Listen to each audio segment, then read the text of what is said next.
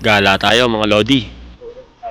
Pupuntahan natin yung Batlag Falls dito sa Tanay Rizal. Ito yung katabi ng Daranac Falls. Ito kasi yung malapit-lapit sa Metro Manila pero sobrang ganda ng kalikasan dahil nasa kabundukan. Daranac Falls din ang punta natin dahil nga magkatabi sila. Ang Daranac Falls nasa baba at yung Batlag Falls ay nasa bandang taas niya.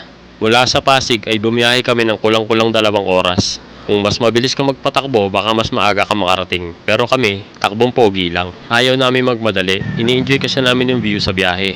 At habang nasa biyahe, gumagamit kami ng helmet intercom para nakakapagkwentuhan kami. Mas malinaw kami nakakapagkwentuhan nang hindi nagsisigawan. Blaze V6 Plus. Kung gusto mo rin yan, ilalagay ko yung link sa comment section kung saan ko yung nabili. Pasyal-pasyal din pag may time, pantanggal stress sa buhay.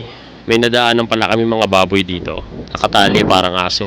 Sa biyahe pa lang papunta nag-i-enjoy na ako. Para bang nare-refresh yung utak ko. At narating na nga namin ang destinasyon. Tamang hanap lang ako kung saan ang parkingan ng motor dito. Baka kasi nagbago na mula nung huling punta ko dito. Oo, nakapasyal na ako dito. Pero itong asawa ko hindi pa, kaya gusto kong ma-experience lang niya. Sakto yata punta namin at konti lang ang maliligo. Ayaw ko kasi nang masyadong crowded. Pag pupunta sa Daranac Falls, dito baba. Ang Daranac sir, sa sarado bro. Batlag Falls lang po yung open. Batlag. Sa taas po siya ng Daranac. Pero ang entrance, Ano pa rin po, 175. hindi, yung entrance sa Batlag, sa Daranac din ang pasok ko. Opo. Ayun nga, ang sabi ni Kuya, sarado daw ang Daranac Falls under renovation. Akala ko hindi kami makakapasok. Open daw ang Batlag Falls pero sa Daranac Falls pa rin ang entrance. Kaya 175 lahat. Sige. Explain ko lang yung sinabi ni Kuya. Para makapasok ka ng Batlag Falls, mag-e-entrance ka muna sa Daranac Falls ng 75 pesos per head. Pagpasok mo naman ng Daranac Falls, nandun naman ang entrance ng Batlag Falls na may entrance fee na 100 pesos per head. Kaya ang total na babayaran mo per head ay 175 pesos. Mura pa rin yun mga Lodi kasi pagpasok mo ng Batlag Falls, yung mga cottage dito, mesa-mesa lang, wala namang bayad ang cottage. Ngayon lang yan mga Lodi Hindi ko alam sa future kung maniningil na sila sa mga cottage.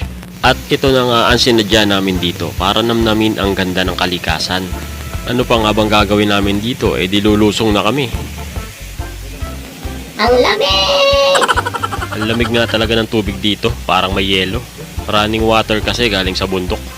Ako muna pinalusong ni Mrs. para tignan kung malalim yung tubig. Yung mga natural na paliguan na ganito, hindi katulad ng swimming pool na lapatan sa sahig.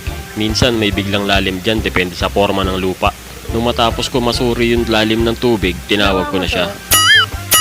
Aray ko, ako yata dapat alalayan dito. Alam nyo na, ikumpara ko lang, parang mas maganda pa to kaysa sa Daranac. Mas malawak lang talaga yung Daranac, mas malaki yung waterfalls, tsaka malawak yung tubig na medyo malalim. Etong Batlag, mas maliit lang pero napakaganda ng pagkakahulma ng kalikasan dito. Opinion ko lang yun mga Lodi